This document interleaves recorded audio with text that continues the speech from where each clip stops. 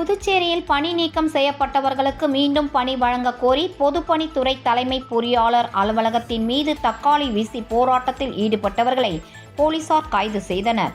புதுச்சேரி பொதுப்பணித்துறையில் கடந்த 2015 மற்றும் 2016ஆம் ஆண்டு பணியில் அமர்த்தப்பட்ட சுமார் 2642 ஊழியர்களை சட்டமன்ற பொதுத் தேர்தலை காரணம் காட்டி புதுச்சேரி அரசு பணி நீக்கம் செய்து உத்தரவிட்டது.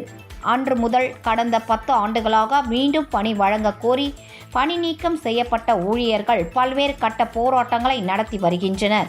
இந்நிலையில் கடந்த 2023ஆம் ஆண்டு நடைபெற்ற சட்டமன்ற கூட்டத்தொடரில் பேசிய முதலமைச்சர் ரங்கசாமி, பொதுப்பணித்துறையில் பணி நீக்கம் செய்யப்பட்ட அனைத்து ஊழியர்களுக்கும் மீண்டும் வேலை வழங்க மாத ஊதியமாக 10,000 ரூபாய் வழங்கப்படும் என அறிவித்தார். ஆனால் இதுவரை அவர்களுக்கு பணி வழங்கப்படவில்லை.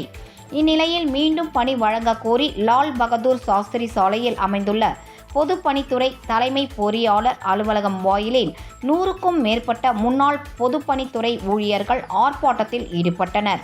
அப்போது அவர்கள் மறைத்து வைத்திருந்த தக்காளிகளை தலைமை பொறியாளர் அலுவலகத்தின் மீது வீசினர்.